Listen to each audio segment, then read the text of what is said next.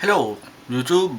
I won't be answering questions yet, so be patient. You people have sent me lots of really nice questions. And what's up is me finally wearing glasses for the first time in my life. Seriously. For reals this time, YouTube. You might have probably seen me do videos wearing something like this, but I was just faking it, YouTube, because I'm a. That simply means don't always believe what you see on the YouTube. Okay? I actually don't really need glasses when I'm looking like that.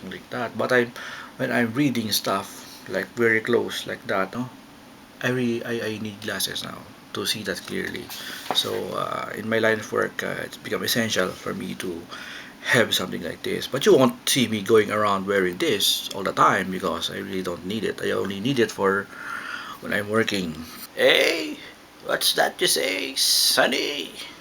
We just had our Comic Con, Metro Comic Con, and I met an old friend of mine, a dear old friend of mine who I haven't seen in such a long time, and this is probably the nicest guy, nicest, most decent, most meek and mild person that I have ever met, and he had a pleasant greeting for me when we met.